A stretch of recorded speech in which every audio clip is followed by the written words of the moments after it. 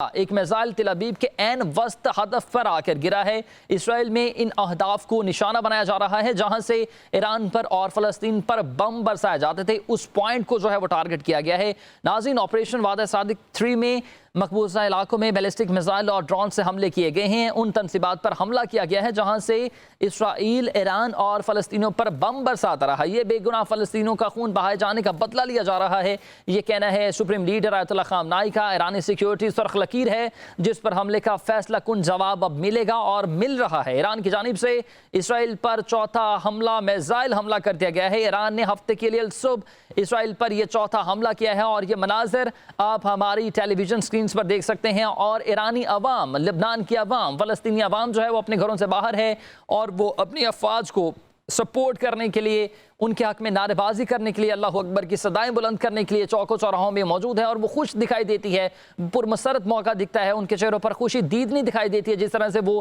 ایرانی supreme leader کا شکریہ ادا کر رہے ہیں اور ان کو انکریج کر رہے ہیں، ان کو سپورٹ کر رہے ہیں اور ان کو جو ہے وہ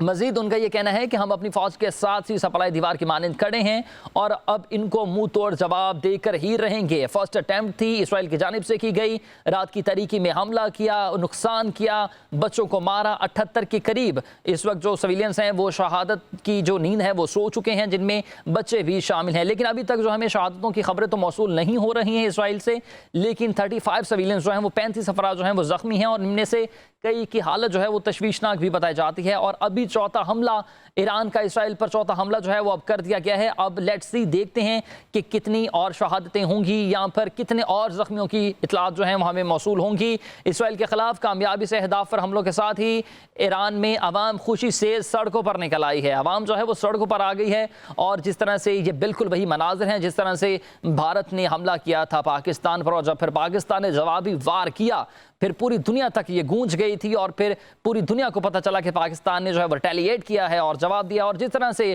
ہماری پاکستانی عوام جو ہے وہ مسلم عوام جو ہے وہ جذبہ ایمانی والی جو عوام ہے سڑکوں پر نکل آئی تھی اور اب پاک فوج کے ساتھ کھڑی تھی، بالکل ویسے ہی یہ مناظر ہم دیکھ رہے ہیں کہ ایرانی عوام جو ہے، ایرانی لوگ جو ہیں وہ اپنی افواج کے ساتھ سیسا پلائی دیوار کی مانند جو ہے وہ سڑکوں پر نکل آئے ہیں اور وہ بالکل اللہ اکبر کے نعرے بلند کر رہے ہیں اور ایرانی افواج کا حوصلہ بڑھا رہے ہیں، ان کو جو ہے وہ سپورٹ کر رہے ہیں، ان کو وہ ہے جو اپریشیٹ کر رہے ہیں اور وہ ایرانی سپریم لیڈر آیت اللہ خامنائی کے بھی مشکور ہیں اور ان کے حق میں بھی نعرے بازی کی جا رہی ہے اور اللہ اکبر کی صدائیں جو ہیں وہ بلند کی جا رہی ہیں۔ روسی صدر نے اس پر ہی اسرائیل ایران جنگ روکنے کے لیے ثالثی کی پیشکش کر دی ہے۔ کچھ ہی دیر پہلے ہم بتا رہے تھے آپ کو کہ روسی صدر پیوٹن نے اسرائیلی وزیر اعظم سے رابطہ کیا ہے اور انہوں نے کہا کہ جنگ میں ثالثی کا کردار ادا کرنا چاہتے ہیں، لیکن جب اسرائیل کی جانب ایران کی جانب سے چوتھا حملہ کیا گیا تو اس نے پیشکش کر دی ہے، اسرائیل نے حملے کیے ہیں اور جنگ شروع کی ہے، لیکن آیت اللہ خامنائی کہتے ہیں کہ یہ اس جنگ کو اب ہم ختم کریں گے اور ابھی تک تو کسی بھی آیت اللہ خامنائی کی جانب سے ثالثی کی پیشکش پر غور بھی نہیں کیا گیا ہے۔ اسرائیل کو حملے کے بعد بھاگنے نہیں دیں گے۔ ایرانی سپریم لیڈر آیت اللہ خامنائی نے کہا ہے کہ اب اسرائیل کو بھاگنے کی گنجائش بالکل نہیں دیں گے۔